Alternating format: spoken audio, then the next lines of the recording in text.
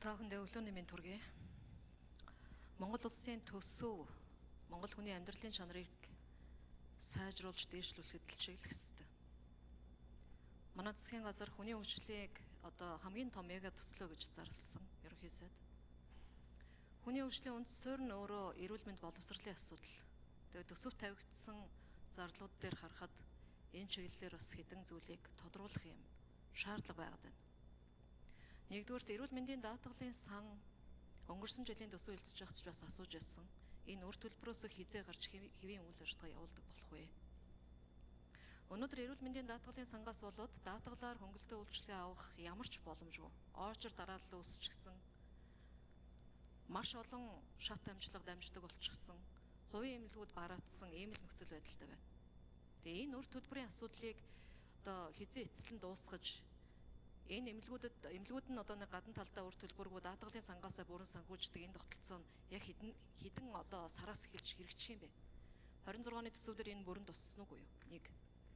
Хоёрдугаарт боловсролын асуудал дээр. Боловсролын сайд Наранбаяр сайдаас асуумаар байна. Сайд нийцэх байна.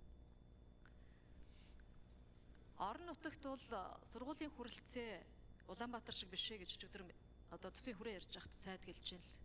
Уучлаарай, тийм биш. Өнөөдөр Улаанбаатар хотын энэ сургуулийн хүрэлцээгүй нэг анги танхимдаа 60-70-аараа сууж байгаа нөхцөл Эрдэнэт хотод ч байна. Эрдэнэтийн хүүхдүүдийг стандартын дагуу сургууль суулгадаг болоход дахиад 8 сургууль хэрэгтэй. Гэтэл өнөөдөр энэ төлөвлөсөн төсвийг харахаар эхэлсэн байгаа 2 сургуулийнхаа ажлыг л санхүүжилтийн зогсооцсон байх. Одоо яах юм тэгээд энэ? Үргэлжлүүлж дуусгахгүйгээр Аршаант болон Говьл багт байх ёстой 250 хүүхдийн 2 сургууль төсөв нь байхгүй. Үргэлжилж чадахгүй. Шин юм гуйгаагүй шүү дээ. Ядаж хуучин ажиллаа дуусгах гэж. Энэ яагаад хасагдсан юм бэ? Нэг тодорхой хариулт авмаар байна.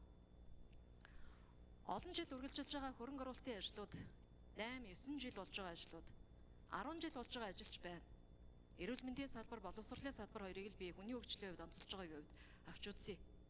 Энэ хоёр салбар дээр үргэлжлээд байгаа энэ олон жилийн хөрөнгө оруулалт хийгдэхгүй байгаа асуудлууд хичнээн ажлууд байгаа юм бэ? Энийг эренбэлж гаргасан уу? Төсөл нь зогссон хичнээн ажил байгаа. Хичнээн компанитай холбоотой хэдэн тэрбумын асуудал байгаа. Энийг гаргаж өгч. За мөн төрийн албан агчийн 36 сарын тэтгэмжийг он дамжуулна гэдэг ийм томьёол орж ирсэн. Энэ хүнийх нь тоог он дамжуулах гэдэг нь үү? Авах ёстой төсөв мөнгийг хувааж тавих гэдэг нь. Сүүлийн асуудлын ахмадын тэтгэврийн асуудал дээр бас тодорхой өөрчлөлт энэ тэтгэврийн сангийн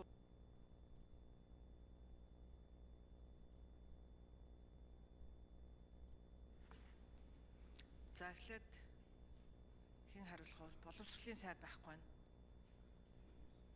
За эрүүл мэндийн сайд эхлээд хариулъя. Боловсролын сайдад дуудмаар нь Бямцгт сайдаа. Чин боловсролын асуудал хамгийн халуун сэдв болоод гишүүн болгон бараг асуух байх. За эрүүл мэндийн сайд, чин бүрэн сайд.